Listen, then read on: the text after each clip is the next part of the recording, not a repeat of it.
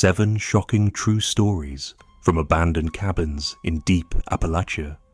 Horror Stories Story 1. The chimney that kept breathing. The first mistake was trusting the sky. It had been bright when I started up the old logging cut, that hard winter brightness that makes the bark look oiled and the laurel leaves snap like folded tin. I thought I had 3 hours to tag the boundary tree and be back at the truck before weather got any ideas. But the ridge held its own plans, and by the time I realized the trail had narrowed into a deer path, the wind had soured and made a sound like a bottle rim when you run a wet finger around it. I cut across a slope to save time and stepped into a mess of rhododendron that tried to hold me where I stood. When the rain came, it came sideways, a hard, mean sheet, and the temperature fell like a trap door. I wasn't looking for a cabin so much as a roofline, anything with a pitch to shake water instead of drinking it. That's how I saw it through the laurel. A tilt of grey boards, door hanging crooked from one hinge, windows emptied out so clean it looked like someone had unbuttoned the house. The chimney was the best kept piece, black brick stacked steady, hardly a lean to it. I was grateful for that before anything else. A good chimney means a roof didn't have to do all the work. I ducked under the door and felt the floor give under my heel. Not break, not yet. Just flex, the way rotten planks learn to do when they like to pretend they're still part of a house. The room was single and simple, a bed frame without ropes, a table with 3 legs and a rock serving as the 4th. A coil of baling wire slumped in the corner like a dead snake. I set my pack by the hearth because that's the old habit. Keep your things close to where heat ought to be. I leaned into the chimney and felt a draft cool my eyebrows, a steady pull like a tunnel breathing.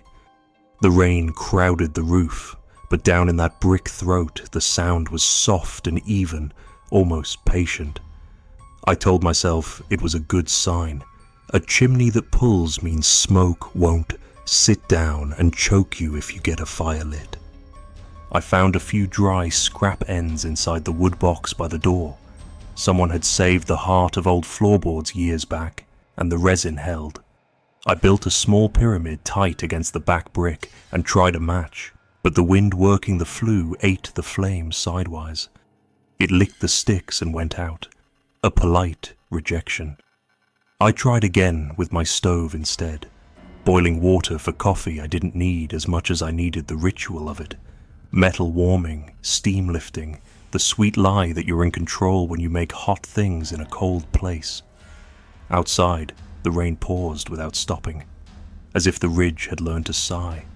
That's when I noticed my own breath had picked up a partner.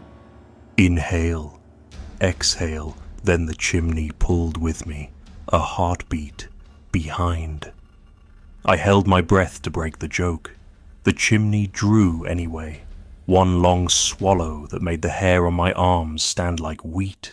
I've been in old houses that talk, loose panes, mice nestings, rafters remembering a storm better than you do. I put the coffee tin on the table and pulled a plank from the bed frame, wedged it across the fireplace opening to break the draft. The wood fit easy, as if the space had measured it already. The pull muffled but didn't stop. It changed with a wet edge now, like the stones in there had learned to swallow the way a mouth does when someone walks into a room you don't trust. I was tired enough to be angry at the feeling. I pushed my sleeping bag toward the far wall, where the floor seemed less in a hurry to forget what it was. The rain came back serious. The house tightened. Water found the seam by the window and traced a clean line down the wall.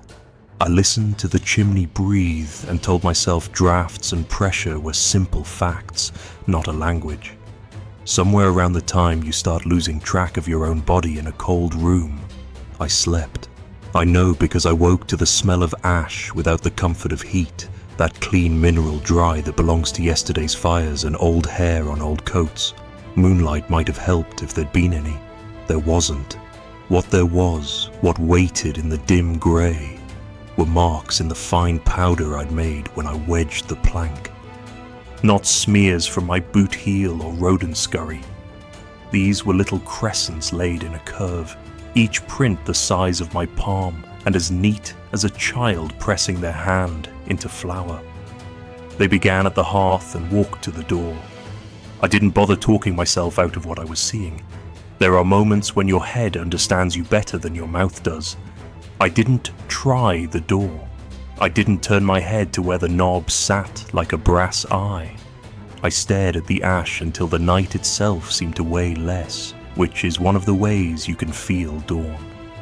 When it came embarrassed, thin light that remembered what it had promised late yesterday and hated itself for delivering so little. The chimney fell quiet with it. The pull gone like the last note of a song you can't bring back. I lifted the plank from the fireplace and set it aside. The ash inside the hearth had settled into a shallow bowl, as if something heavy had rested there and learned to lower itself by degrees. Outside the cabin, the world kept a more practical story. Laurels shone slick and black, the cut filled with runoff. Bird prints stitched the mud by the sill, but the chimney brick carried a patch of fresh green moss pressed flat along the mortar in a shape that wasn't a happenstance. An oval with a little rise at one edge, a geometry you only learn by kissing something with intention. I touched it, and my finger came away cold and clean. No grit, no smear. It felt like something that had just happened. I thought about the curve of prints in the ash, and understood the hunger you can have for a narrative that makes sense even if it offends all your instincts. Raccoons, I said to the trees, because sometimes it helps to throw a lie into the air and see if the ridge throws it back. I packed slow, partly because the floor laughed at the idea of haste, and partly because I kept looking at that moss print and expecting it to breathe. I left the cabin cleaner than I'd found it. That's courtesy, and it keeps your brain busy with decent chores. I wiped the table, righted the rock that served as the leg, rolled the wire coil into a smaller coil. When I shouldered my pack, I realized how quiet I'd become, how careful with noise, like sound belonged to someone else and I was borrowing it. Outside, the rain had given up and left the ground to its own devices. I took 3 steps toward the cut and stopped because a side wind moved across the yard with the deliberate pace of a person deciding where to stand. It wasn't cold, it wasn't warm, it was occupied, and it came from the direction of the chimney, and it matched my breathing for a spell before it learned its own rhythm and wandered off into the laurel. On the way down, I tried to mark the place the way you do when you think you might want to find it again or avoid it forever. Bent a branch here, scratch on bark there, but the mountain knows those tricks and forgives them too quickly. I made it back to the truck, and the truck started, and that should be the end of some stories. At the first curve where the gravel turns back on itself, I checked the mirror out of habit. What I expected to see was my own face gone long from a night that hadn't fed me. What I saw instead was the fog still in the bed of the truck, a low grey fill that didn't tumble out with the road's motion, that rose and fell once like a sleeping chest, then thinned into ordinary air. I didn't pull over. I didn't pray. I didn't decide it meant anything. I drove. That night, back home, the wood stove in my own little house gave a good, normal warmth and put the room in order the way a squared-away fire does. I sat on the floor close to it, a habit from when I was younger and believed proximity could solve things. Maybe I fell asleep there. Maybe I never really slept well again. At some hour with no number attached, the stovepipe made a sound like a throat clearing. Not a sharp tick, not expansion, a small, wet swallow, polite as a guest. I held my breath and waited for it to match me. It didn't. The silence that followed was the cleanest I've ever heard. In the morning, there was a smear of soot on the back of my hand about the size and shape of a mouth. I washed it twice. Some stains are only stubborn because of what they ask you to remember. I went on with my day. And if sometimes a draft moves across the floor of my house with the slow confidence of something arriving, I let it. I'd rather not know what language a mountain learns when people stop listening.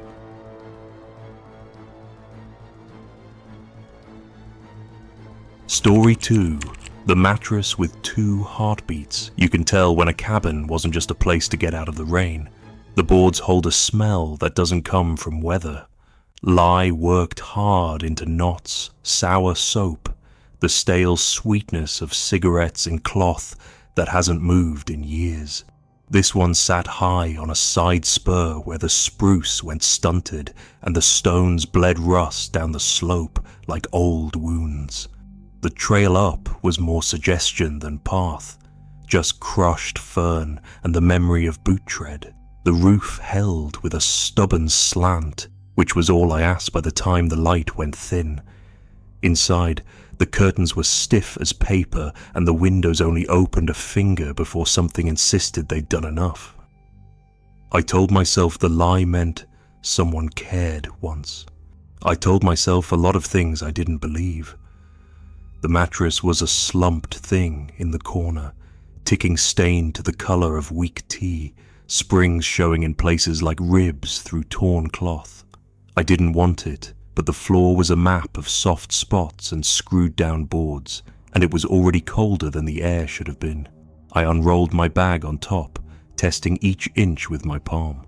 No give I couldn't live with, no smell I couldn't ignore if I kept my face turned away. Wind combed the trees and the cabins sang back in the old harmonies, framed walls being reminded of their nails, stovepipe popping a few quiet thoughts, something in the loft clicking like a cooling engine, familiar music. I made a quick meal on my little burner and let the canister run a minute longer than I needed, just to have the sound of a human-made flame. Then I shut it off, and the ridge settled around the cabin like a lid. Sometime after midnight, the wind went flat. It's a thick kind of silence when a ridge stops moving. You hear your own blood like a fault. That's when the first thump started, low and steady, deep under my spine where the mattress decided my weight belonged. Thump, thump. So slow and even it landed on the wrong side of natural. At first I blamed the stove, old pipes knocking, metal expanding in some forgotten run. But there was no pipe for it to be. And the sound wasn't in the room, it was under me, inside the mattress. Like a hand smacking the drumhead from below and resting there to feel the skin vibrate. I pressed 2 fingers to my neck and counted off, trying to find the trick of my own pulse. The rhythm under me didn't care. I held my breath. It didn't falter. It was nothing to do with me. The second beat came in jittering, higher in the bed near my knees. Not a match for the first, not arguing with it either. Just anxious, quick, like someone speaking over a patient voice. 2 rhythms ran out of time with each other and made a third thing in the room, a shape built from interference. I told myself noise travels in strange ways through old wood. I told myself the slope under us was talking to rocks I couldn't see. But the springs tensed under my back the way a person's back tenses when someone climbs on, and a looseness crawled into my gut that had nothing to do with hunger. I slid off the mattress to the floor. The fast beat went quiet, as if I'd insulted it by leaving. The slow one followed me across the boards anyway, moving through the wood like a palm smoothing a blanket, stopping where I stopped, keeping company without asking. I turned my headlamp on and kept the beam low, not for any reason I could justify. Light showed me what daylight had hidden. Weird carefulness. A strip of torn sheet had been tied around one leg of the bed like a tourniquet, holding it to a nail in the floor. The window latches had fresh scratches. Someone had made sure they'd close and keep closing. In the corner, under the stove where soot falls and mice make their decisions, a little cluster of things had been swept together. A brown glass bottle stamped with embossing that said carbolic, 2 safety pins bent open and splayed, a length of rubber tubing cracked to the point of uselessness. I reached to move the bottle and saw the label underneath it, a rectangle of paper worn to a thumbprint that said, in a schoolteacher hand, "Sarah, listen for 2 hearts. No date, no last name." Just that, and the lye smell suddenly louder. I lifted the corner of the mattress and looked under. Cotton batting had clumped and turned the color of bruised fruit. In one place, someone had stitched up a long tear. The thread was neat, too neat for a fix made for looks. Whoever did it sewed to keep something from getting out. I pressed 2 knuckles into the ticking and it gave back, warm where the room wasn't. Not hot, not fresh, warm like something had been resting there a long time and had only recently been convinced to move. The slow beat ticked on, unembarrassed.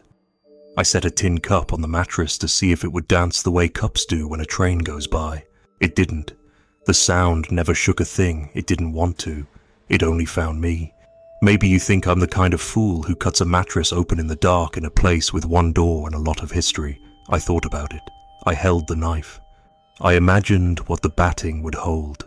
Mouse nests, a sewer of dust, a dark shape I would move with the blade and learn to regret. In the end, I sat in the chair and put my boots on. I put my back against the door because it seemed polite to offer myself as a hinge if something insisted on entering. The beats ran a while like a metronome set for 2 different songs in the same room. Then, the quick one lost patience and faded to a little skitter you could call nerves if nerves had bodies. The slow one lessened from thump to hum, a presence practicing absence. When a grey that wasn't light yet began to show edges in the room, both were gone. By dawn, my sleeping bag was damp where my shoulders had tensed and sweated without permission. I pushed my palm into the spot where I'd lain and felt it. Heat still gathered where no sun touched, a long oval like a body's after image cooling slow. The rest of the bed was ordinary cold, only that place kept a memory. I pulled the mattress off the frame to see if weight had worn a groove. The springs sagged in a shape that wasn't mine, smaller, narrower in the hips, deeper by the ribs. Along the side of the frame someone had carved dates with the point of a knife. 5 of them notched into pine. 4 lines had little circles next to them. The last didn't. Beside the last date, a word cut light, but deliberate, like the person doing it didn't want to get caught even by themselves. Keep. I put the mattress back like a liar making a bed. The hike down was longer than the climb because I kept looking back, listening for a pace that would give itself away. The spruce stayed busy with their own concerns. The rocks bled rust and kept counsel. At the truck, I sat with the door open until the seat soaked up my damp and made a heat of its own. I told myself a story about water noise and wind under boards. I told myself someone had taught this place to hold still for a while, to keep people out of reach of each other and the world. You don't have to decide if something is holy or ruined to treat it with respect. You can leave quickly and beautifully at the same time. That night in my own house, my bed made its normal complaints when I lay down, one spring sticking with loyalty to a bad habit, the frame sighing because I never found its wobble. Rain touched the roof easy, no mountain to push it mean. I slept because I thought I had earned it. Sometime toward morning, I woke with my hand under my cheek and felt a small drum, the kind your pulse makes in the fat pad below the thumb. It wasn't mine. It ran fast and bright against my palm, pleased to be noticed. I moved my hand away, and the rhythm kept time in the pillow. It slowed and slowed until it matched something that might have been a house settling, or a ridge remembering, or a body deciding. When I got up, I found a safety pin open on the floor by the bed. I don't own safety pins. I bent it shut, careful as you do when you don't want to be the one to break what's still holding. Then I made coffee and kept quiet about it. Some cabins only stop using you when you stop giving them words.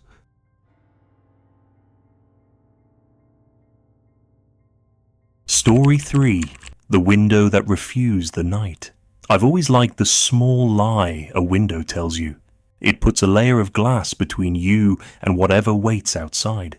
And if the pane's clean enough, you can pretend the night's pressed against it, nose to the cold, while you keep your lamp and your thoughts safe on your side. That's what I was counting on when I took the cabin. One room tucked into the bend of a hollow where the spruce lean in close to hear their own needles. I set my lantern on the sill and listened to beans behave in a dented pan. The window had that antique wave. Glass poured in a time that made everything look like it was breathing. The trees bowed and recovered in it, and my own face bobbed along behind them, a little foolish, a little tired, but present. I trimmed the wick when the flame guttered and felt a small satisfaction when it rose steady again. Then the smallest thing went wrong. My reflection winked out first, not a dim or a blur. 1 second I was there. The next, the glass offered me nothing back. I stood too close, kicked my hip against the table and jolted the lantern, which didn't help because the room stayed the room and the glass kept ignoring me. Instead, it put up a picture I hadn't earned. The hollow looked longer than it had in daylight, stretched like a sheet being pulled straight. Deeper down, beyond the familiar notch of 2 poplars, a path ran pale as chalk between trunks. I hadn't noticed any path when I came in. Just a mess of ferns and a run of stones that pretended to be steps but had never been. I moved the lantern left, then right. The view moved with it. The pane wasn't reflecting anymore. It was watching, fixed on what the night had decided I should see. I told myself there was a clean logic to it. Old glass takes light, odd, moonrise fools depth. A body hungry for a decent story will invent one to go with the light in the eye. That's the sort of nonsense that keeps you brave enough to eat alone. The lantern ran low. I blew it out to save fuel and sat in the dark with the wind learning the roof. The pane still glowed, a flat, patient brightness that didn't deserve a moon, seeing as clouds had climbed the ridge and swallowed it whole. If you've ever put your palm to leftover heat on a stove after the fire's long turned to thought, it was like that, light remembering itself. The path in that too bright rectangle stayed clean and inviting, chalk on bark, and I couldn't stop tracking it with my eyes even when I told myself to sleep. I dragged my bag onto the bed frame and promised to lie with my back to the glass. I didn't keep the promise. Every noise went through the window first. An owl trading notes with something lower in the creek grass, a fox's complaint stitched into needles, a board settling under a memory of weight. None of it alarmed me the way the good sense of that path did. It had dimensions no trail deserves in the dark. It wasn't a line drawn in by fancy, wasn't a rabbit run grown up with myth. It looked like a decision. When the cabin settles enough, you can hear your joints. You know you've crossed midnight. Around 3, I fell up out of a shallow kind of sleep because the pane brightened as if someone had raised a shade in the sky. Something white and low crossed the path. I didn't make more of it than that because accuracy is often kinder than imagination. It didn't lift a head or change its pace. It skimmed close to the ground like a shirt you might drag if your hands were full of something you didn't want to drop. It paused at a place that, by my reckoning, should have been the cabin, the pane, the idiot in the bed. It waited the way a person waits on a doorstep when they aren't sure of their welcome. Then it kept going, down slope, obedient to a gravity I could not improve by naming. I don't know how long after that I stayed awake watching the absence of things.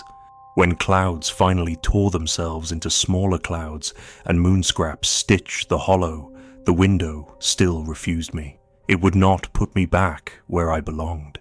I woke to the humming cold that means morning even before light will admit it exists. The pain had gone dull again. The old wave returned. The room restored to the room. My face showed up thin and criminally ordinary. I tried the latch for the stupid comfort of it. It stuck halfway open and refused further, as if the cabin had decided how much air I deserved. Outside, the yard held dew the way a breath holds a name.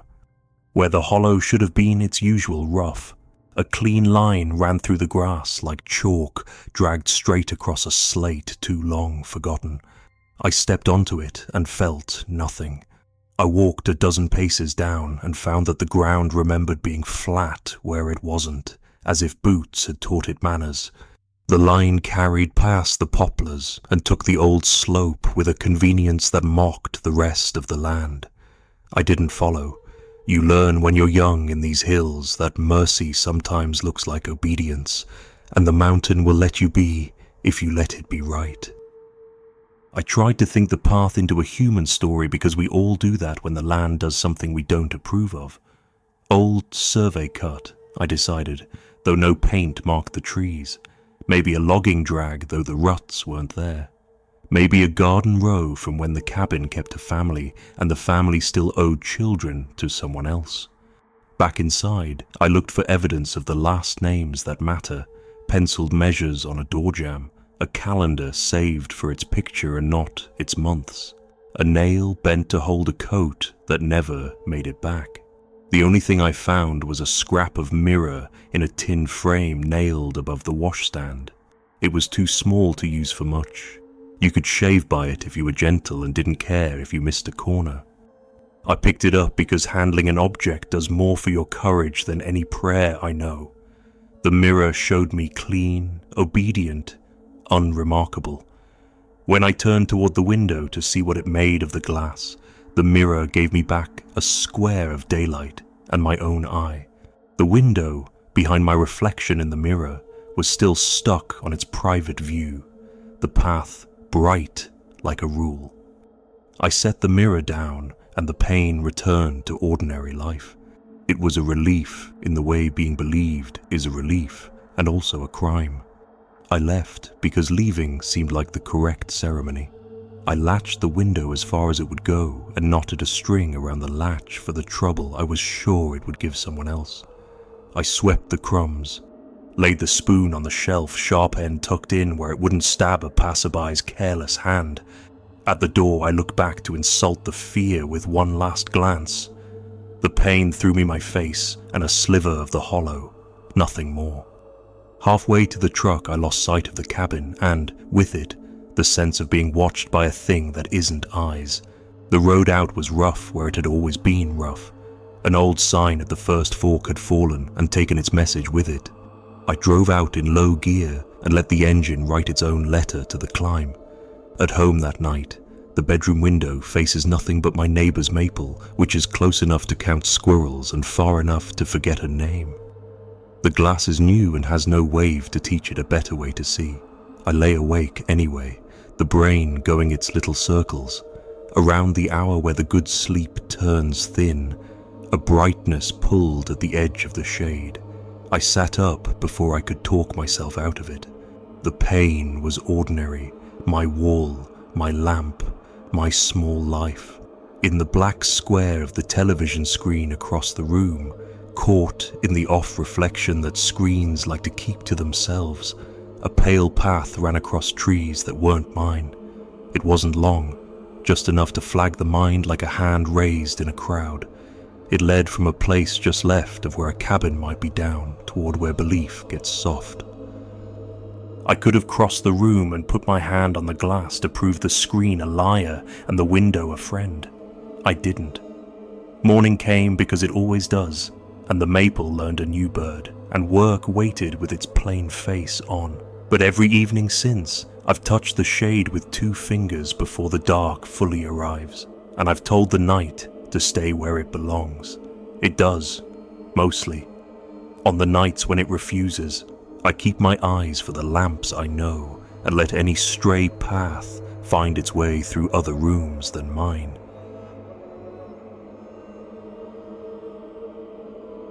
Story 4. The Pantry, with no corners. You learn to trust what cabins teach you, even when the lesson feels wrong in your hands. This one sat off a cut that hadn't seen a truck in 20 years, little place tucked into the notch where a creek ran itself quiet, and the stairs went up steep as a ladder to a loft that wouldn't take a full-grown man's posture. I'd come late, beating weather by maybe an hour, and I wanted only dry boards and some privacy to boil water in. Under those stairs was a pantry no taller than my ribs, shelves sawed from old fence slats, the smell of mouse and that old-time soap that stings your nose with lye. It looked perfect for stowing my pack away from teeth. I slid it in and put the stove on the table, and then I saw it. The wrongness. No corners. Where two walls should have met in a clean right angle, there was a soft, tight curve, as if water had rubbed the wood round and closed the seam like a healed cut. I pressed my palm to it and felt a give that wasn't rot. When I tried to wedge a splinter into the seam pushed back like gum and kept its shape. I told myself some sensible story. People rounded corners to keep rats from nesting, or to make sweeping easier, or because the boards came from a barrel and nobody had money for square. It's a relief to talk like that in your own head. I cooked, ate quick, and kept an ear on the creek. The light went from tannin to bone. The bugs changed shift. The roof did that slow stretching a house does after it's decided to keep you. Every time my eyes came back to the pantry, I had the same feeling. Not a doorway, not a closet, not a box for food. A mouth, not open, but kept in a polite line, waiting to be spoken to. I moved my pack closer to the front edge just to see if anything in me unclenched. It didn't. I chalked a line on the floor, a half circle where the pack sat, the way you mark a tire before you jack a car, to catch a liar in motion. After dark, the quiet came, in pieces. You know the order if you've slept in old places. The last bird that doesn't believe in schedule, the mouse that scolds anyway, the creek practicing its vowels. The roof deciding which nail to complain through. I set my lamp down to save fuel and let the coals in the stove turn into the kind of thought you can warm your hands at without seeing. That's when the clicking started inside the pantry. Not frantic, not the scatter of a trapped thing. Calm, patient. 2 slow clicks, a pause, 1 click, another. Counting itself, I thought, and I didn't like how quick my brain supplied the word. I held still and listened until the clicks faded into the creek's even talk, and I could tell myself I'd mislaid them. When I checked the chalk an hour later, the line was smeared into a neat arc. 1 sweep, tongue wide. My pack had slid an inch backward without the polite courtesy of a slope. I moved the pack out and put the stove closer, as if heat could make the space forget its plans. Warmth woke a smell in there, wet leather and old rope, the odor of tack pulled from a barn after a storm. I lifted the bottom shelf, half expecting to find a pipe or a burrow. The shelf pried up easy and showed nothing but a floor that had learned the same trick.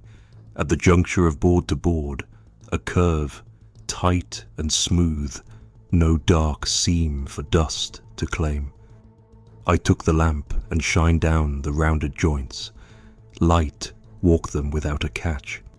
When I turned the lamp off, the wood seemed to hold a little of the bright on its own, as if the grain had kept a memory it had no business keeping.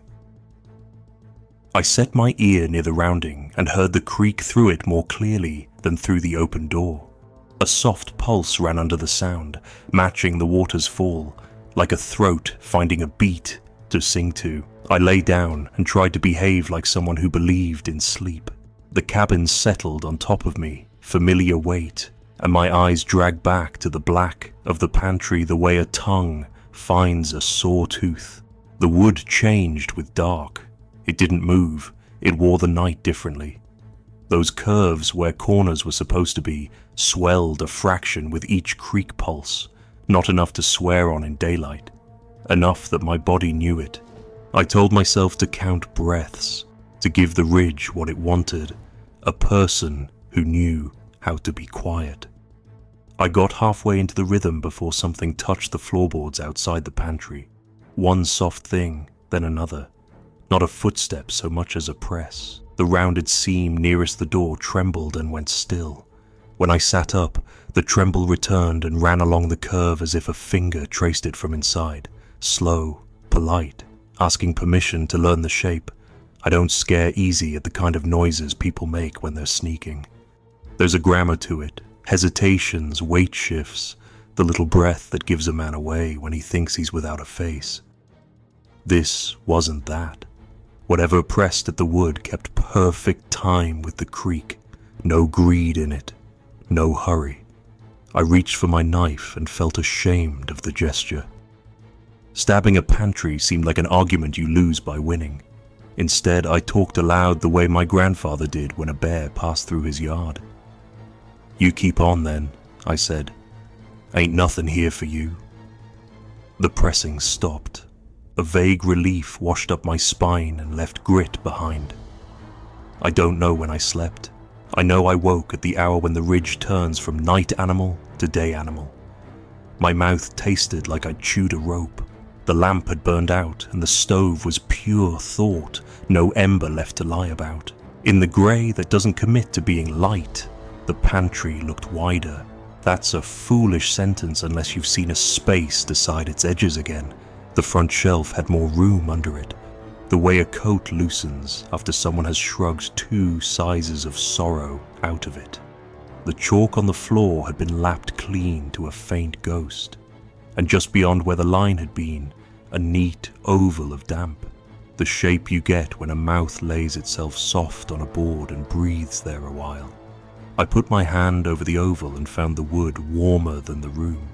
It had cooled by the time I convinced myself to take my hand away, but the skin of my palm held a tacky sweetness, sap thick, like I'd touched raw pine. The shelves smelled new cut, though they'd been old when my father was guessing at corners. I stocked the pantry without admitting I was doing it as a trade. Salt, rice, a tin of peaches I'd been saving for a meaner night. 2 tea bags folded like a small apology. I said nothing ceremonial. I didn't ask for a blessing or promise not to come back. I just set the things in a row along the rounded seam, where edges go to learn a different grammar, and stepped away. The air inside warmed and let off that leather smell again, but under it was something like clean earth after hard rain. I felt foolish and also obedient, which is a combination that keeps you alive more often than pride does. My pack went on my back with a will I hadn't had the night before. I swept, shut the stove's mouth, and left the door on its latch the same way I found it. Outside, the creek kept its same old song, and the path down remembered my feet without complaint. At the bend where the laurel makes its crowd, I looked back. From that angle, the cabin didn't show a door at all, just the understairs shadow like a second mouth waiting to be named. I got home before the weather found its voice. My kitchen has more corners than it needs, all of them square, all of them honest. I made tea and watched the steam choose a direction. Late that night, moving in the dark without a lamp, I brushed my hip along the cabinet by the sink and felt a curve where carpenters never left one. I put my palm to the joint and felt the slightest give, smooth as bone, warm as breath held to listen. I took my hand away and told myself tomorrow I'd sand it back, dress it square, remind the house what a corner's for. I haven't. Some nights the walls accept their angles and keep quiet. Some nights a soft pulse runs through the seams in time with a rain I can't see, and the kitchen smells like wet leather. I leave a tin on the shelf those nights, something sweet, and sleep in the chair with my feet off the floor, like a guest who remembers how to be kept.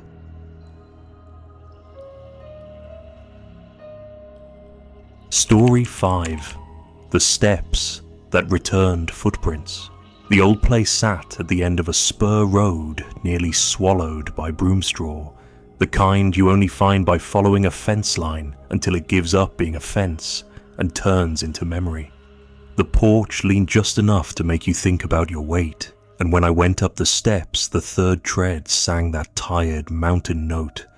Thin nails, old grain, a sound like a breath catching. 5 steps, I counted. A habit my father left in me the same way he left me his bad knee. Inside looked like every cabin that ever pretended to be empty.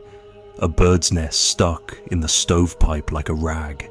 A metal cup on the windowsill whitening with mineral. A calendar that stopped on a year people in these parts try not to name. The bed was shoved against the door from the inside, which I told myself was to keep out draft, though the draft came anyway. I should have turned around then, but rain was lining up on the ridge, so I set a little fire and held my hands out as if the room might be generous. When darkness found me, it did it slow, easing in at the corners until the world reduced to the stove's patience and the dull picture in the window. Yard, fog, the ghost of a fence. Some time passed when the logs have burned to thought. I heard feet on the steps. 1, 2, 3. Pause. 4, 5. Firm enough to be a person, light enough to be someone who learned to move without trouble. I waited for the porch to complain, for the boards to tell on whoever had made it that far, waited for the knob to test the latch, but nothing followed. Just that pause at the top, like a breath held with a hand over it. Then the feet went down again. 5, 4, 3. Pause. 2, 1. As careful as a child learning to count, I closed the damper on the fire and let the room go dim around me. The steps came back. Same measure, same patience, going up and down until I knew the rhythm as well as my name. It was steady as a creek in drought, no hurry and no hunger in it, and the steadiness, more than the sound, is what unnerved me. The animals here don't practice. Whatever this was had all night. I eased to the window and lifted the edge of the curtain with 2 fingers. The yard held fog the way a mouth holds breath, full and not moving. If there was a shape out there, it wore the night perfectly. The steps ran again.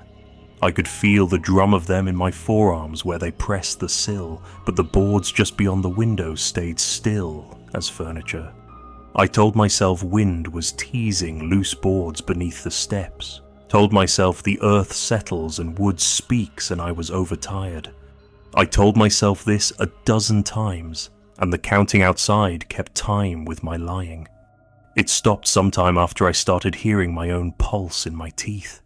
I lay back on the bed and kept my boots on, because leaving is a skill you don't unlearn. When morning finally arrived embarrassed, pushing colour into the pines like it had forgotten how, I opened the door slow enough to keep the hinges from choosing a side. The dew was thick and honest. I could see my own tread across the yard from last night, and I followed it to the steps more to prove I could than for any sense it would make. The prints were there, bare, narrow, the kind you get from a lifetime without a shoe to teach your foot to lie, and the toes pointed up. They climbed to the top tread and stopped like the person had stood on the edge and become weather. At the bottom, a second set began, pointing down, and those faded into grass as if the earth had decided to keep what it had been offered. Between the top and the door there was nothing, not even damp, disturbed where a hem would have brushed. My own boot marks reached the threshold and then thinned to almost nothing, as if the cabin had learned me and decided against keeping the lesson. I touched the third step and felt a warmth left over that didn't belong to the sun. I didn't stay for coffee. I put the bed back where it belonged, out of a respect I didn't want to feel. Closed the stove's mouth and backed down those steps the way you leave a room where someone is sleeping and you love them enough not to test how deep. On the way to the truck, I looked once over my shoulder and saw nothing but fog, remembering it had been fog. Back home, My own porch greeted me like it always does, blunt and square. That night, when the house settled, I heard 1, 2, 3, pause, 4, 5 inside the rhythm of the rain, not loud enough to swear by and too exact to forget. I went to the door and laid my palm on it and felt nothing at all, which is sometimes worse. In the morning, the dew on my steps wore only one set of footprints, mine, and those faded quick. I swept anyway, just in case the wood here had learned a new secret in the night and needed me to keep it.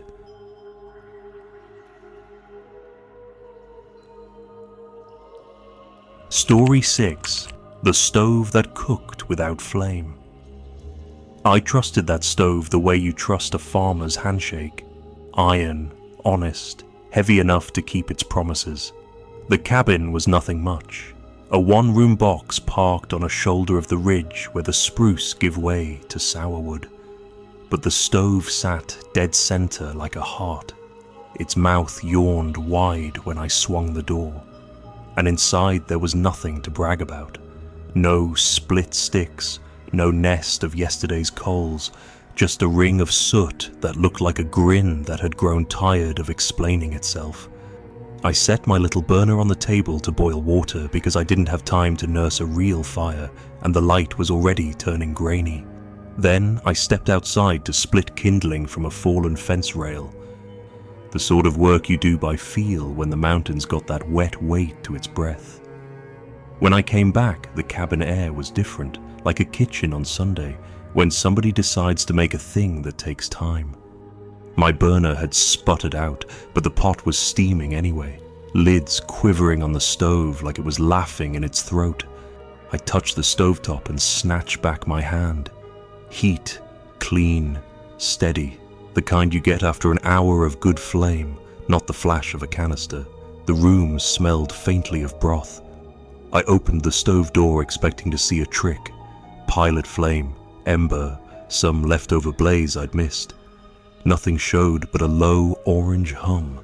Not light so much as a pressure your eyes wanted to call light. Coals that had chosen not to glow, I thought. And then I hated that thought because it made no sense and felt correct anyway. I put a pan of beans inside for a dare and sat on the floor cross-legged where I could watch.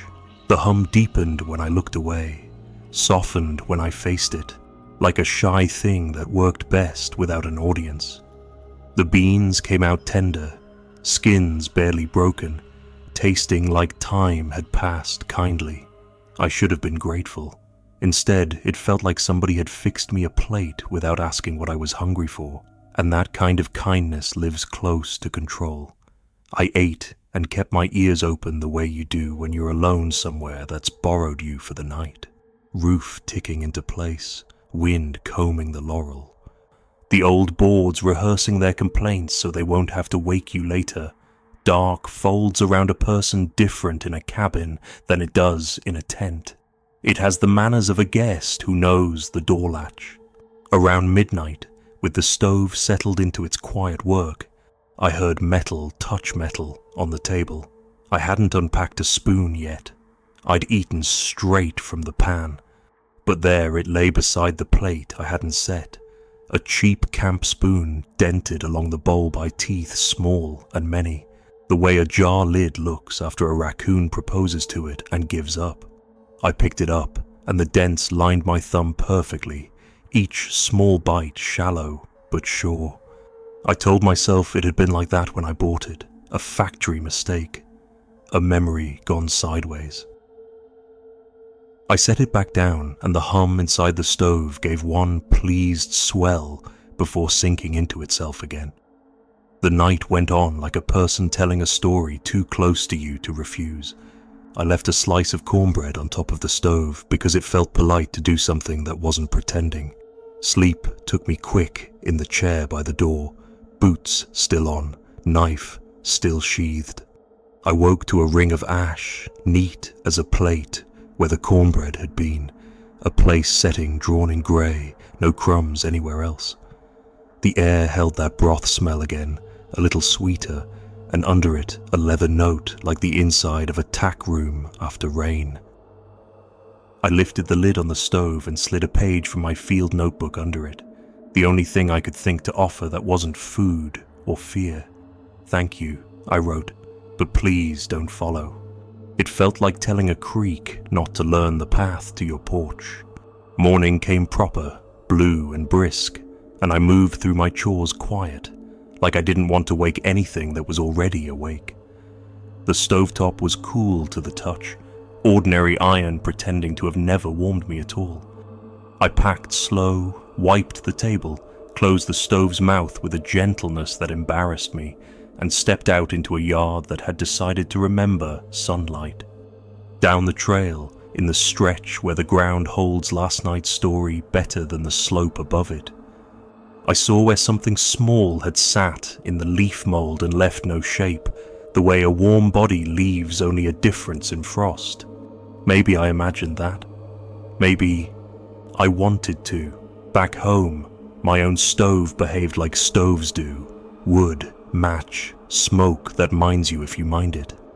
Still, some nights when I turn my head to pour coffee or answer a thought, the heat deepens without flame. The pot licks into a boil before it earns it, and the room picks up that broth smell like a tune remembered. I keep a spoon beside the plate anyway. I check it in the morning. The dents hold their count. I haven't heard the small teeth again, and I don't plan to leave a note twice. Courtesy is easy where roads are, but there are other routes, and if something takes them, I don't need to know their names.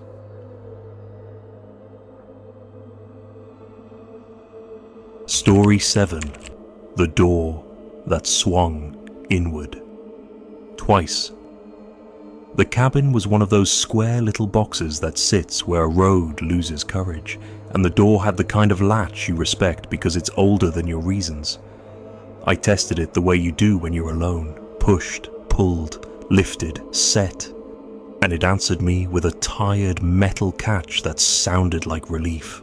I took 3 steps into the room, and it sighed, and came open a finger's width, polite as a hostess who won't take your coat. I stuffed a strip of shirt in the strike, wedged a stick under the bottom, braced a chair against the knob so its back legs bit into the floor. Outside, the laurel pressed up to the porch rail like a crowd trying to hear. Inside, I put the stove to a thoughtful burn and unrolled my bag on the part of the floor that felt least interested in remembering it used to be a tree. When the ridge went from evening to whatever comes after, the insects took over the work of sound, and the door showed me its habit. It didn't just open, it opened twice. First a long, slow swing to the same place every time, then a pause like listening, then a smaller second open as if making room for someone thin to slip past without brushing shoulders. I chalked a shallow arc on the floor to see the truth of it and watched the door trace it like a compass. There's a grammar to old houses. They complain and then they rest. This door had time, wide, then narrower, question, then answer. I told myself the frame had learned a new geometry. The latch wanted mercy. That airflow is almost a personality in the mountains. The stove settled into a steady thought, and I let the room teach me what needed learning. Don't stare at the thing that wants your eyes. Keep your hands busy so your mind doesn't volunteer. I shaved kindling small as a bird's bones, mended a torn lace, counted the fire's ticks until I could hear the space between them. Around 2, the door rehearsed again. Wide, listen, narrow. The chair's front rung scraped forward a thumb's width on its own, just enough to clear the path of that second swing, and a draft crossed my ankles. Not cold, not warning, just occupied. The way a hallway feels when someone who belongs there walks through. I did not look up. You learn that young, if you grow up in hills like these. The mountain loves manners. The door eased back in 2 halves, and the latch clicked with a sound like a spoon finding the lip of a jar. A while later, it did it again and again, until the rhythm worked itself into me like a second pulse. I thought about nailing it shut. I even held the hammer before I knew what I was doing. It felt like loading a question I couldn't carry the answer to, so I put it down. Instead, I spoke the way you talk to a nervous animal. No names, no demands. Just a steady voice laid across a steady room. The door behaved, if you want to call it that. It kept to its 2 motions and never tried for a third. Somewhere past 3, I slept in the chair, boots on, coat over me, like an argument I hadn't decided to have. When I woke, the grey before light had edged the furniture and the chalk lines were smudged into weather. The chair had returned itself against the wall, as if apologizing for work it hadn't been asked to do. I put my palm to the knob and felt warmth that didn't belong to stove or sun, not hot but shaped, the way brass learns the lesson of another hand. No print showed, nothing rude, but the metal held a memory of long fingers where the shine had thinned from years of use. Outside, the yard wore dew, honest and thick. My own boot tracks from the night before reached the threshold and then faded quick, like the cabin had decided not to keep anything of mine. On the steps I found what I already knew would be there and still didn't want. One set of bare footprints, in the white, narrow and straight, as if the feet that made them had never learned to lie to leather. They moved away from the threshold parallel to where I walked, not touching, not crossing, and then they thinned toward the fern line, where the mountain keeps what it calls home. I swept the porch out of respect, closed the stove's mouth, and laid the chair on its side so the door wouldn't mistake help for argument. On the walk out, I kept feeling the polite brush of that draft at my ankles. As if a companion I couldn't name had matched my pace for a while and then stepped away before the road learned about us. That night, back where doors are square and latches are factory true, mine shut clean on the first try. Near morning, I woke to the sense of a hinge remembering 2 motions where one should do. I didn't get up. I lay still and let the house decide how to behave, and when the day came, it did. But I can't shake the feeling that somewhere a door is listening for my pause. And when I leave a room, it makes a second, smaller space for what follows me without needing to be seen.